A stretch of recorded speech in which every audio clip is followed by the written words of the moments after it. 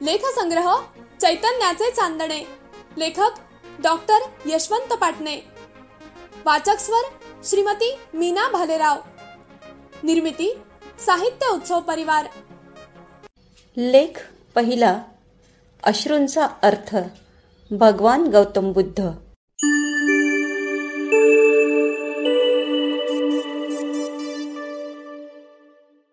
भगवान बुद्ध एका झाडाखाली ध्यानस्थ बसले होते. मुलांचा आंब्याच्या झाडावर दगडे मारण्याचा कार्यक्रम रंगात आला होता.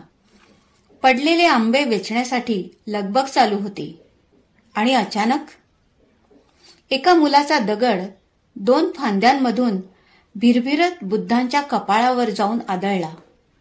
मुलांच्या काळजात सर्र झालं. ती एकदम चिडीचूप झाली. वाऱ्याचे घोंगावणे फक्त ऐकू येऊ लागले. बुद्धांनी शांतपणे डोळे उघडून सभोवार पाहिलं. लांबवर 2 मुले शर्मिंदी होऊन मान खाली घालून उभी होती. भेदरली होती ती. बुद्धांनी अत्यंत वात्सल्याने त्यांच्याकडे पाहिलं. खरं तर ती पळून जाण्याच्याच बेतात होती, पण बुद्धांच्या शांत करुण नजरेनं त्यांना दिलासा दिला. मग ती मंदपणे चालत बुद्धांपाशी आली. बुद्धांच्या कपाळाला भली मोठी खोक पडली होती. सारं कपाळ काळं निळं झालं होतं. जखमेतलं रक्त डोळ्याच्या कडेने हळूहळू ओघळत सरकत होतं. मुलं पुन्हा एकदा गलबलली. त्यांनी हात जोडले. गुडघ्यावर उभी राहिली. बुद्धांच्या चरणावर मस्तक ठेवून क्षमा मागू लागली. कपाळावर जखम असूनही बुद्धांचा चेहरा पौर्णिमेच्या चंद्रासारखा फुलला होता. त्यांच्या मुखमंडलावर संस्कृतीचे सात्विक तेज विलसत होते. मस्तक झुकवलेल्या मुलांच्या केसांतून त्यांनी हळूहळू हात फिरवला. नजरेत वात्सल्य होतं आणि स्पर्शात ममता होती. त्यांनी शांतपणे मुलांना विचारले, बाळांनो, क्षमा कसली? आपली चूक तरी काय? आता मुलं पुरती गांगरून गेली. आजवर छोट्या चुकीला मोठी शिक्षा भोगावी लागणाऱ्या मुलांना हा अनुभव नवीन होता, चैतन्याचा होता. त्यातला एक मुलगा भाबडेपणाने व थोड्या धिटाईने आपल्या चुकीचं समर्थन करू लागला. खरं तर आम्ही दगड आंब्याच्या झाडाला मारत होतो. आम्हाला 2 आंबे मिळाले. 2 आंबे मिळाले. दुसऱ्या मुलाने उत्स्फूर्तपणे दुजोरा दिला. पण त्यानंतर पुष्कळ दगड मारून सुद्धा आम्हाला आंबा मिळेना. त्यातला एक दगड चुकून आपल्याला लागला.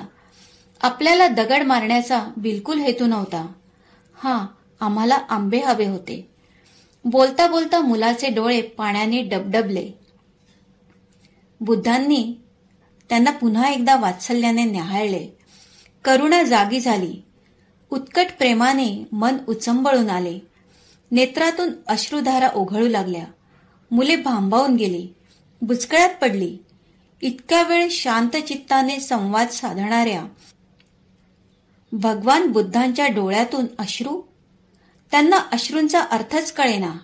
आणि मग जाणीव झाली, हे अश्रू निश्चितच त्या जखमेच्या वेदनेचे असणार. रक्त ओघळत होते. त्याकडे पाहून त्यातला एक जण म्हणाला, भगवान, आम्हाला खरंच माफ करा. बुद्ध शांतपणे हसले. माफी कसली बाळांनो? आपल्या जखमेच्या वेदना आम्हाला समजतात. इतका वेळ रक्त वाहत होते आणि आता आपल्या डोळ्यातून अश्रू येत आहेत. बाळांनो, हे अश्रू या जखमेच्या वेदनेचे नाहीत. मग आपल्या डोळ्यातून अश्रू काय येत आहेत? माझ्या डोळ्यातील अश्रूंचा अर्थ जाणून घ्यायचाय? मुलांनी मान हलवली. मंद स्मित करीत भगवान बुद्धांनी महापुरुषांच्या डोळ्यातील अश्रूंचा अर्थ सांगितला. अरे, त्या आंब्याच्या झाडावर दगड मारल्यावर त्या झाडाने आपल्याला निदान 2 आंबे तरी दिले. पण मला दगड लागल्यानंतर मी मात्र तुम्हाला आत्ता काहीच देऊ शकत नाही. याचे हे अश्रू आहेत. ज्या बुद्धांनी मानवजातीच्या कल्याणासाठी प्रज्ञा, करुणा, शील, सत्य, अहिंसा, अमानित्व यांची शिकवण जगाला दिली आणि तुमचं आमचं जगणं श्रीमंत केलं, त्या बुद्धांनी मी आत्ता काहीच देऊ शकत नाही असं म्हणणं, हेच महापुरुषांचं मोठेपण असतं. त्यांच्या अश्रूत देखील चैतन्याचे चांदणं असतं.